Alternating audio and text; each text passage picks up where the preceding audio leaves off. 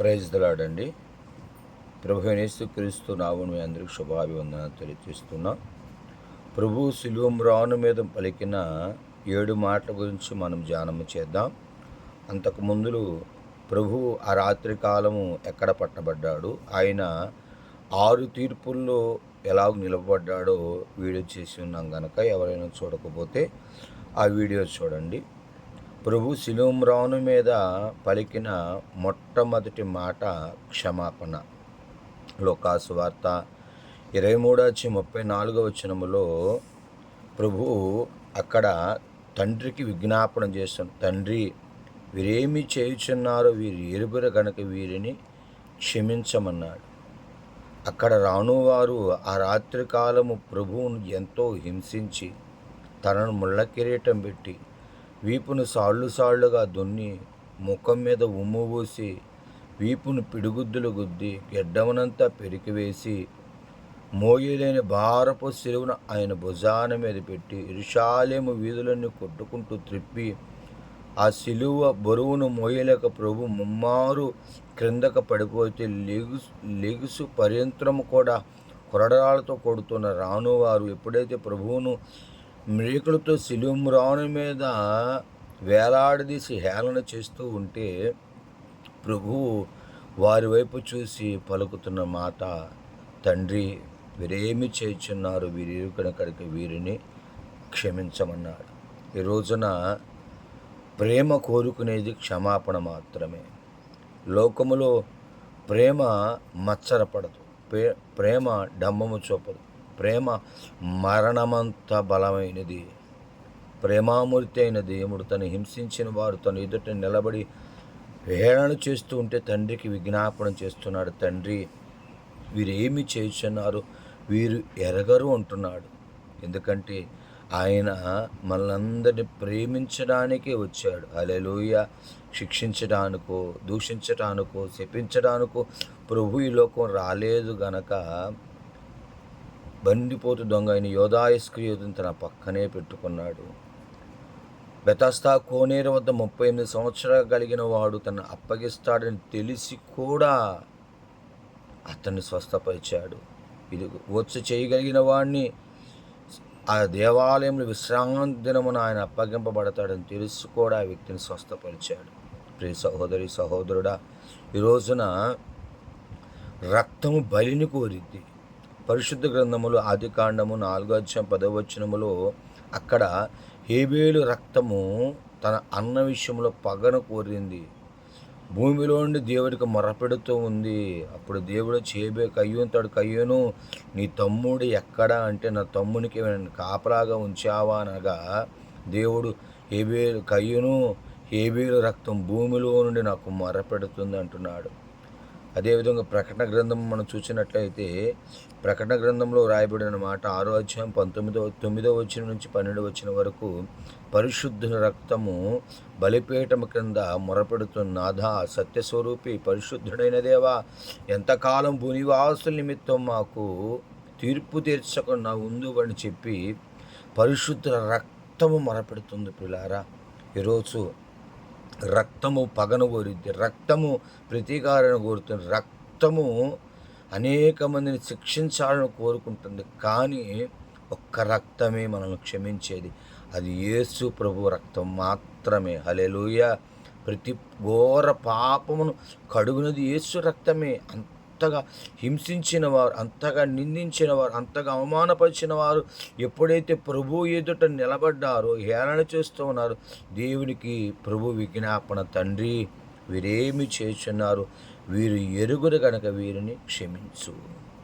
యోసేపు గారు కూడా అన్నలు కొట్టి రక్తం వచ్చేలాగా కొట్టి ఇష్మాయేలుకి 20 తులములు వెండి నాణాలకు అమ్మివేసుకున్న అన్నలు ఆకలితో బహు కఠినమైన కరువు పరిస్థితుల్లో ఎదురుగా ఉన్నప్పుడు యోసేపు గారు పగని తీర్చుకోలేదు, కానీ యోసేపు గారు ప్రతీకారాన్ని తీర్చుకోవాలనుకోలేదు, కానీ తన అన్నలను తన కన్న బిడ్డలను తన హక్కును చేర్చుకున్నాడు. హల్లెలూయా. ఈరోజు ఎవరైతే రక్తము నిమిత్తము క్షమాపణ కోరుతారో అట్టి ఆయనే ప్రభువైన యేసుక్రీస్తు వారు. హల్లెలూయా. అందుకే ఆ రోజు ఎప్పుడైతే ప్రభు శిలోమ్రాను మీద వేలాడుతూ ఉన్నాడో ప్రభు పలుకుతున్న మొట్టమొదట మాట, తండ్రి వీరేమి చేయుచున్నారో వీరిని ఎరుగురు కనుక వీరిని క్షమించమని. ఎందుకంటే ప్రేమ ద్వేషాన్ని కోరదు, ప్రేమ పగని కోరదు, ప్రేమ సాత్వికాన్ని కోరుతుంది, ప్రేమ క్షమాపణ కోరుతుంది కనుక ప్రభు అందుకే నిన్ను వలె నీ పొరుగు వారిని ప్రేమించమన్నాడు. శత్రువుని ద్వేషించమని బైబిల్ గ్రంథంలో ఎక్కడ రాయబడలేదు ప్రియులారా. శత్రువును ప్రేమించాలి, శత్రువులను ఆదరించాలి, వారి కొరకు విజ్ఞాపన చేయాలి. అందుకే ప్రభు ఈ లోకానికి తెలియజేస్తున్న గొప్ప సత్యం, రక్తము పగన కోరదు కానీ రక్తము క్షమాపణ కోరాలి, ఆడు మార్పు కొరకు విజ్ఞాపన చేయాలి. రెండవ మాట మనం చూసినట్లయితే లోకాసు వార్త 23వ అధ్యాయము 39-43 చూసినట్లయితే అక్కడ నిత్యముగా నువ్వు నాతో నేడు పరదేశంలో ఉందువుగా కానీ ప్రభువు పలుకుతున్న రెండవ మాట.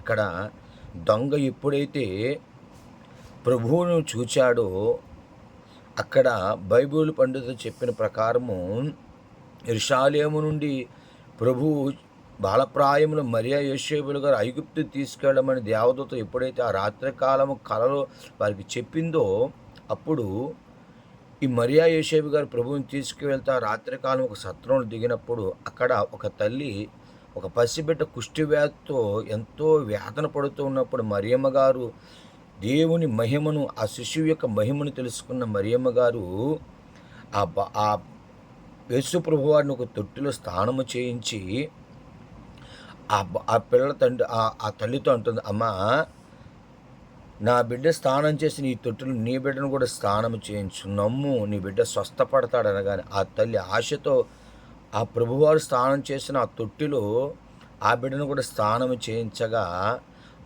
ఆ శిశువు కలిగిన కుష్టి వ్యాధి అంతా పోయింది. అప్పుడు ఆ తల్లి, అమ్మా ఎవరి బిడ్డ అని అడిగా, అమ్మా ఈయన దేవుని కుమారుడు, ఈయనే యేసు ప్రభు అని చెప్పి మరియమ్మ గారు ఎప్పుడైతే ఆయన గురించి ఆ తల్లికి చెప్పిందో ఆ తల్లి ఆ బిడ్డ పెరిగే కొలది, అయ్యా నువ్వు చిన్న ప్రాయములో ఎంతో కుష్టివ్యాధితో ఉన్నావు, అప్పుడు ఆ యేసు ప్రభు స్నానం చేసిన తొట్టి నిన్ను స్నానం చేయించగా నువ్వు స్వస్థపడ్డావు అని ఆ తల్లి ఆ బిడ్డకు చెబుతూ ఉండగా ఆ బిడ్డ యేసు ప్రభు ఆ బిడ్డ పెరిగి పెద్దయి దొంగ అయ్యాడు. ఆ దొంగ ప్రభువు గురించి విన్నాడు కానీ ప్రభువు దగ్గరికి రావడానికి అవకాశం దొరకలా. ఎప్పుడైతే ఆ శిలువ మీద వేలాడుతున్న ప్రభువుని ఆ దొంగ చూచాడో దొంగ హృదయము కరిగిపోయింది పశ్చాత్తాపముతో, అయ్యా ఈ సమయమందు వచ్చి నేను పాదాల మీద పడదామంటే నా 2 కాళ్లకు మేకులు కొట్టబడి ఉన్నవయ్యా, 2 చేతులకు సేళ్లు నాటబడి ఉన్నవయ్యా, చేతులెత్తి నమస్కారము కూడా చెయ్యలేని స్థితిలో ఉన్నాను ప్రభువా, అయ్యా ఈ దీనుడిని జ్ఞాపకం చేసుకో అయ్యా, నీ దగ్గరికి వచ్చి నీ పాదాల మీద పడాలని ఉంది కానీ నేను రాలేకపోతున్నాను అయ్యా, నా దీనస్థితిని కటాక్షించమని ఎప్పుడైతే ఆ దొంగ కేక వేశాడు, యేసు ఈ రాజ్యముతో వచ్చిన కృపతో జ్ఞాపకం చేసుకున్నాడు. దొంగ బ్రతికించమని, బ్రతకాలని, ఇంకా జీవించాలని, మార్పు కలగాలని అనుకోలేదు కానీ ఒకటే నిరీక్షణ, అయ్యా నువ్వు రాజ్యముతో వస్తావు. దొంగకు తెలుసు యేసే రాజ్యంతో వస్తాడని. ఈరోజు మరి క్రైస్తవ నిరీక్షణ, ఈరోజు అనేక సంఘాల్లో దేవుని రాజ్యముతో రాబోతున్నాడనే తెలియదు, దేవుని రాజ్యము ఎవరు వెళతారో తెలియదు, దేవుని రాజ్యానికి ఎవరు వారసులవుతారో తెలియని స్థితిలో ఉన్నారు క్రైస్తవ సమాజం కూడా.